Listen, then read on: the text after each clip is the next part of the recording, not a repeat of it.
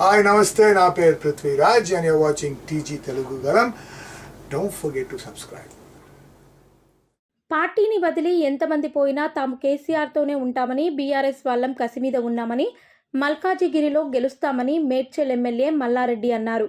షామీర్పేటలో ఆయన మాట్లాడుతూ బిల్డింగ్లు కూలగొడతామని బెదిరించి బీఆర్ఎస్ లీడర్లను కాంగ్రెస్లో చేర్చుకుంటున్నారని, ఇటీవల చేర్యాలలో ఓ బీఆర్ఎస్ నేత ఇంటికి వెళ్లి కాంగ్రెస్ వాళ్ళు మా పార్టీలో చేరుతావా లేదంటే నీ ఫంక్షన్ హాల్ కూలగొట్టాలా అని బెదిరించారని ఆరోపించారు.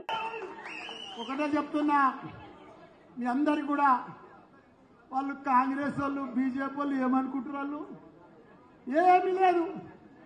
మొన్న బీజేపీలో కూడా చూసినా, కాంగ్రెస్లో కూడా చూసినా, ఏమీ లేదు. అంతా ఉత్సాహంగా.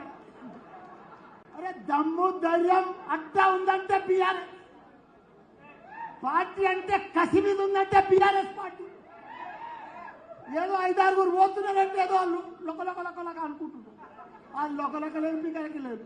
వాళ్ళంతా ఇప్పుడు బీజేపీ వాళ్ళు, కాంగ్రెస్ వాళ్ళు జాతీయ పార్టీలో ఉన్నారు.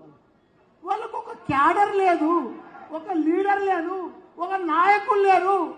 ఎంత బెదిరిస్తుందంటే మనోళ్ళను. మొన్న ఒక ఎంపీపీ ఇంటికి పోయిను, 4 నాయకులు పోయిను. నేను ఘోరంగా ఓడగొట్టే 4 నాయకులు పోయి ఆయన తన 8 గంటలకు కూర్చురు, పొద్దుగల 1 గంట దాకా బ్రేక్ఫాస్ట్ ఆన్నే చేసారు, లంచ్ ఆన్నే చేసారు. మన చీర్యాల పోతే భోజనం చేసి ఏం చెప్తారు గుర్తా, నువ్వు మా పార్టీలోకి వస్తావా లేకపోతే నీ ఫంక్షన్ హాల్ కూడా కొడతావు. ఇది ఓ చైర్మన్ దానికి పోయారు, పిలిపించుకున్నారు. ఏయ్ నువ్వు పార్టీలోకి వస్తావా నీ బిల్డింగ్ కూడా కొట్టానని అడుగుతున్నా.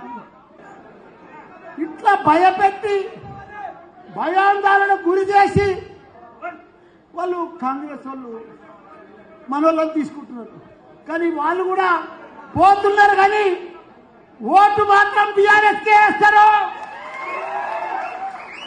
వాళ్ళ మనిషి పోతున్నాడు కానీ వాళ్ళ ఆత్మ పోతలేదు. వాళ్ళంతా కూడా మల్లన్న దిక్కు, లక్ష్మణ దిక్కు, కేటీఆర్ సార్ దిక్కే ఉంటున్నారు. వాళ్ళంతా ఎందుకంటే వాళ్ళు నాకు చెప్తున్నారు, అన్నా ఏమనుకోకు, వాళ్ళు నా బిల్డింగ్ కూడా కొడతా అంటున్నారు, నా దుర్మార్గులు, నేను పోతున్నా ఏమనుకోకండి, పోయినా పోన్నా. ఎందుకంటే పోయినా ఓటు మనకే వేస్తాడు.